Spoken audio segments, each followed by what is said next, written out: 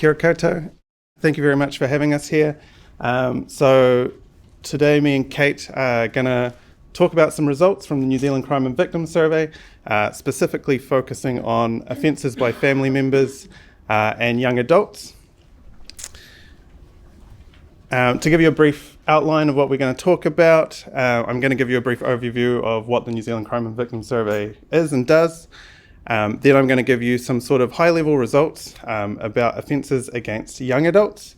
And then Kate is going to talk you through some of our data on offences by family members and give you a little bit of a rundown on our future plans. So why do we need a crime and victim survey? The main reason we need a crime and victim survey is that 75% of crime incidents are not reported to the police. And so that means that police admin data is really only focusing on about 25% of crime incidents. The other thing that a crime and victim survey does is, for police admin data, it focuses a lot on offenders.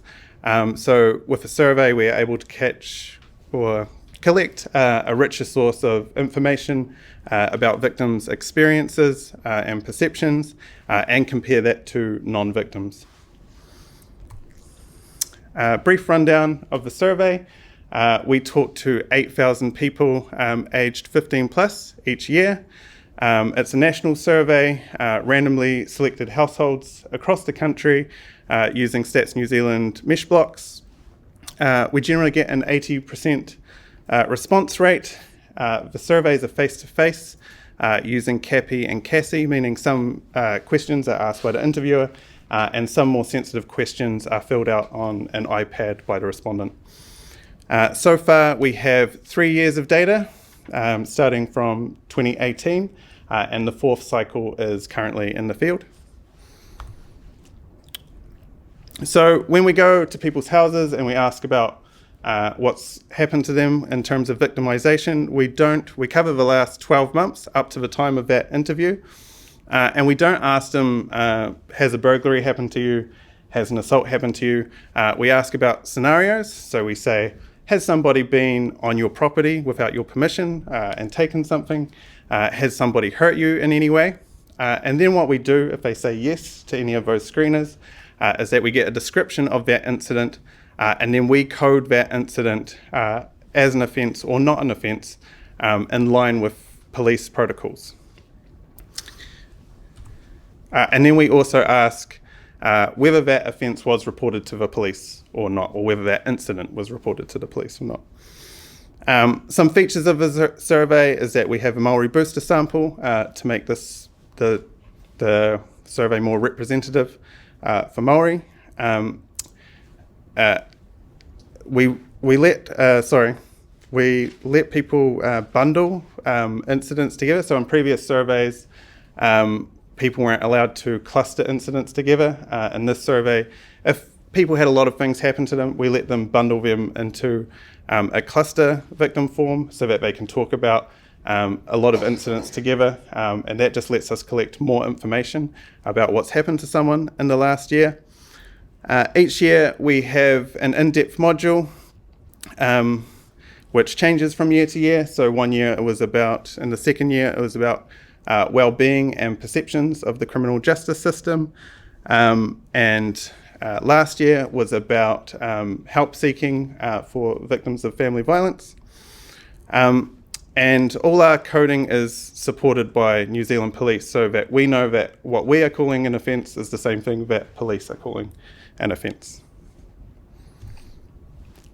So looking at sort of high-level victimisation over the last 3 years, these are the incidence and prevalence rates. On the high level, we haven't seen a big change in victimisation. So about 30% of the population experiences an offence each year. We have, after COVID-19, seen a drop in household offences and specifically burglary, but that drop hasn't had enough of an impact to affect the higher level offences. So now I'm just going to give you sort of an overview of some high level sort of data or results that we have on 15 to 19-year-olds. In some cases, I'll also talk about 20 to 29-year-olds, just as the next oldest group. And sometimes I'll be combining those two groups together. Because the victimization rate hasn't changed very much over the last 3 years, we'll be mostly focusing on pooled data, so combining our 3 years of data together to give us more information. So this is our overall rate of victimization for personal offences by age. So these are prevalence rates, and I should point out that the orange bars mean statistically significant difference from the New Zealand average.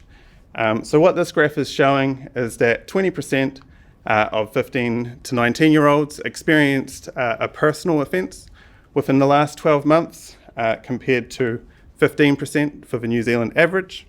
And you'll see that as people get older, there's a downward trend. People are less likely to get victimised, with 65 years and older, 9% experiencing an offence within the last 12 months. This is a terrible graph, but I'm going to sort of talk you through it. If you look from left to right, what I've done here is basically just comparing that 15 to 19-year-old group to the New Zealand average by offence type. So on the far left, we have interpersonal violence, where 15 to 19-year-olds are almost twice as likely to experience interpersonal violent offences. Looking at burglary, 15 to 19-year-olds not that much more likely than the New Zealand average to experience a burglary. More likely to experience theft and damage offences, not more likely to experience vehicle offences. And so you can imagine with these property offences, as you're younger, you have less property, so you're probably less likely to experience property offences. Fraud and cybercrime, actually significantly less likely to experience fraud and cybercrime offences. Not sure why that is. It may be a tech-savvy type thing. And finally, sexual assault. So over twice as likely to experience sexual assault within a 12-month period. And finally, at the end here, we have highly victimised. So it's not quite significant, but that 15 to 19-year-old age bracket is more likely to be highly victimised. And what we mean by highly victimised is someone who has experienced 4 or more offences within a 12-month period. So if we look at this a little bit by demographics, for this age group, females of the 15 to 19-year-old age group are more likely to experience personal offences compared to the New Zealand average versus males of this age group. They're still both high, and the error bars are quite high when we're breaking the groups down by this much, but the trend is just for females to be a bit higher. When we look at disabilities, we see quite stark differences by age. So when we look at disability overall, disabled versus non-disabled, we don't actually see a difference in victimisation, but when we break it down by age, we actually see quite huge differences. The reason for this is that the disabled population tend to be older, and older people tend to be less likely to be victimised than the average. So when you do break it down by age, you see these quite huge differences for young adults with disabilities. So 50% experiencing crime within a 12-month period compared to 30% average, New Zealand average.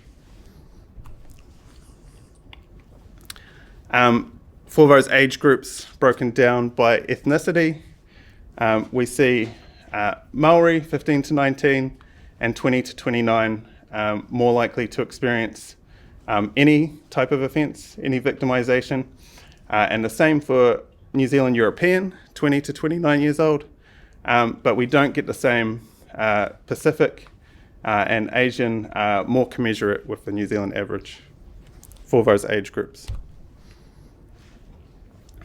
I don't know if I mentioned this before, but we have a couple of questions in the survey that are not about the 12-month period, they're about the lifetime. So we ask about lifetime sexual assault, and we ask about lifetime intimate partner violence. And so we get quite stark results for young people on sexual assault. So 2 in 10 adults, about 18% in that 15 to 19 year age range, had been subject to sexual assault in their lifetime. 1 in 4, when you break that down by sex, it's 1 in 4 females, or 27%, and 1 in 9 males, 12%.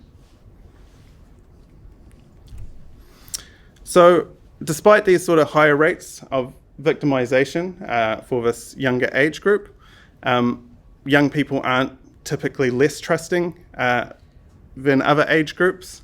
So when we ask them, how often do you expect most people to take advantage? They're very similar to the other groups in how much they say a little of the time or none of the time. Young people 15 to 19 years old also tend to feel a lot safer, paradoxically, than other age groups. So we've got about 65% of 15 to 19-year-olds are rating their feelings of safety as a 9 or a 10 out of 10. And the next highest group there is the actual safest group, which is the 65 years plus group, and that's only 54%. So that might be showing us sort of a feeling of invincibility that young people tend to have. Finally, when we ask people of this age group if they saw a crime incident, how likely would they be to report it? 15 to 19-year-olds are the least likely to say that they'd be very likely to report an incident that they witnessed. So 58% said they would be very likely to report an incident. All the other age groups are a lot higher, starting at 68% for the 20 to 29-year group. And when you compare this to what actually happens in terms of reporting rates, true to their word, younger people are less likely to report offences that happen to them. So we're only seeing about 17% of incidents being reported to police by 15 to 19-year-olds versus that 26% reporting rate average. So that's basically some high-level results that we have on young people from the survey. I'm now going to pass it on to Kate Preston to talk about some of our data on offences by family members. Kia ora koutou, it's great to be here today. As Tadhg said, I'm going to walk you through some of our results about offences by family members, and I'm also going to be focusing on our pooled data that's using 3 years of data combined together, because we don't see much change in the high-level rates of these offences over time, and we are working with quite small sample sizes for these types of offences. So, So more than a quarter of interpersonal violence offences, actually around a third, were by family members. When I talk about interpersonal violence offences, I'm covering physical violence, sexual assault, threats and harassment, and property damage. So we see here that about 7% of New Zealanders had an interpersonal violence offence over the last 12 months, and within that around 2% had an offence by a family member and about 5% by someone else they knew or a stranger. We have a definition in the NZCVS for offences by family members, which is very similar to what I just described for interpersonal violence. We just treat some of the property damage offences slightly differently. So it includes episodes of these kinds of offences in the last 12 months where the perpetrator was a partner, ex-partner, or other family or whānau member of the victim. This is a very offence-based measure, so this is why we don't call it family violence in our reporting, because family violence encompasses a much wider range of patterns of behaviour that cause harm or can coerce or control the person. The survey takes a very incident-based approach and collects about specific episodes of these offences. So around 1 in 50, or 2% of adults, had been affected by one of these offences by a family member in the last 12 months. That's about 90,000 adults, and together they experienced around 240,000 offences. So they make up about 7% of all victims in our survey and about 14% of all offences, showing that they experience kind of a disproportionate burden of victimisations.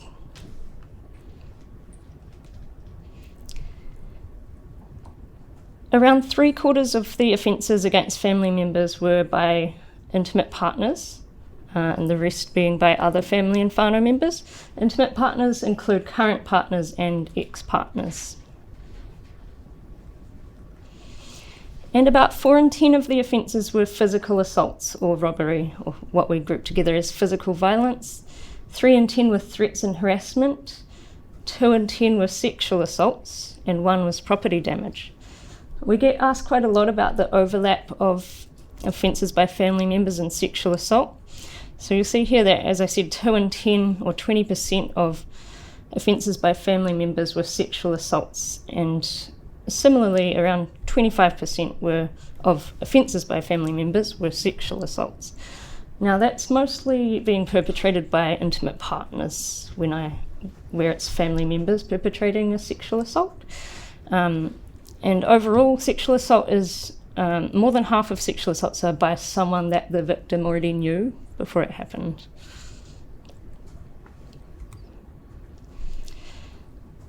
Offences by family members are highly gendered. I'm sure many of you will be aware of that already. Women were 3 times as likely as men to experience an offence by family members in the last 12 months. They were 4 times as likely to experience an offence by an intimate partner. 75% or 70% of offences were perpetrated by men against women. And all population groups are at risk, so men, women, all of our groups show rates of offences by family members that we look at, but some really carry a disproportionate burden of this harm. A particularly high-risk group are people who have the marital status of being separated. This is at the time of the interview, not necessarily at the time of the offending. They could have separated since the offending happened. So compared to 2% of adults in the population, around 11% of them were victims. I think for young 15 to 29-year-olds, that increases to about 24%. Bear in mind some high confidence intervals for some of these small groups. Single parent households also at high risk. Households with 4 or more children, those living in government rental accommodation. Other high risk groups included Māori women, sort of any interactions of these things with women, very high risk groups. Adults with disabilities were 3 times as likely as other adults to have been a victim of offences by family members once we account for age. So as Tadhg said, older population is at lower risk of most offending, but if we imagined the disabled population having the same age structure as the overall population, we would expect them to be at 3 times the risk of the average New Zealander. Just over half of all the adult victims lived in households with children, so I think that's around 60,000 or so of our victims were living in households with children. Women were at higher risk of being a victim if they lived with children, about twice the average risk, whereas for men there was no difference by whether or not they were living with children.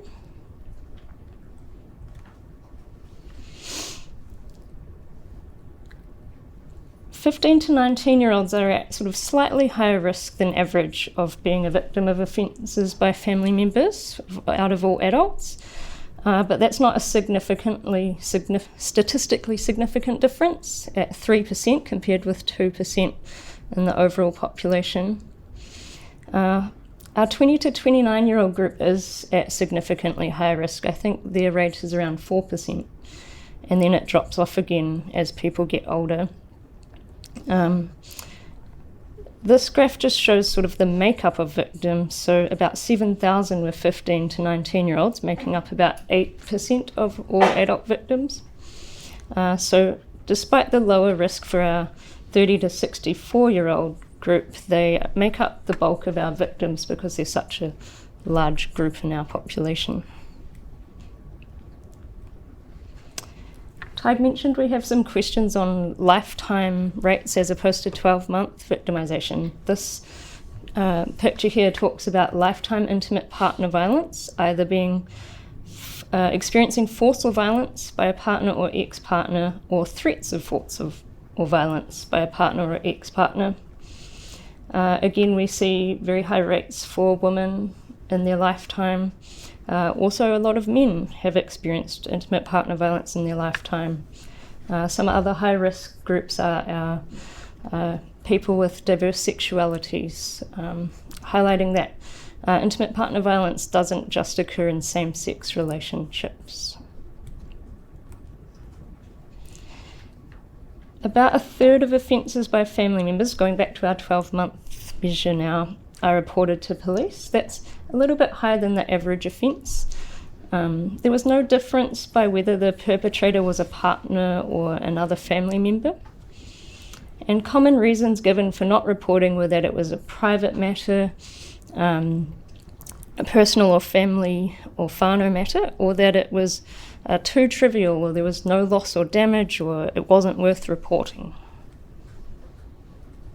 I think shame and humiliation also come up as quite common reasons for these offence types too. This result is only from our last year of data because it's a new question. 1 in 6 adults knew of someone else who had experienced a family or whānau incident in the last 12 months. And about 55% of those then went on to have further involvement with the person they knew. So we're going to do a little bit more exploration of some other questions we added about barriers to helping those people or what kind of involvement they had. But I think this highlights a point of help for many of our victims and we need to be able to resource our communities to support those who are experiencing harm. We have lots of other information in the survey on victims' experiences, how often alcohol or drugs were involved in the offence, factors related, so we commonly hear that separation and arguments were factors in these offences, the types of emotional reactions, depression and anxiety. Quite a lot of our victims said they experienced these as a result of the offences. We have information on whether they were injured, whether they sought medical treatment, and whether they perceived the incident to be a crime or not, and how serious they thought it was. These are available on our data tables and reports online, but I don't have time to go through these all today. I'm going to just finish up highlighting some of our reports that are available on our website. Our Cycle 3 report was published in June and has lots of information, including a chapter on family and sexual violence and lots of information about our young populations. Tadhg produced a report on Māori victimisation that is up on the website too. And we have a report on victims' perceptions of the criminal justice system, where we showed that victims of interpersonal violence, sexual violence, and offences by family members have some of the lowest perceptions of the criminal justice system in our population. We're still collecting data right now, and we'll be reporting on that in the next year. That includes some new questions on controlling behaviours, trying to look at offences out beyond the scope of offences in family violence. And we're working with the New Zealand Police in our current Cycle 4 with a new module on public perceptions of the police. And our data is in the IDI, so that's the integrated data infrastructure linked into administrative data sets, and we'd encourage you all to consider research projects you might like to use this data for and connect it to your own administrative data sets. And we welcome you to have a chat with us about how we can help you to do that. So look forward to hearing from any of you about that. And that's all I have for you today. So thank you, Ngā mihi, for having us today.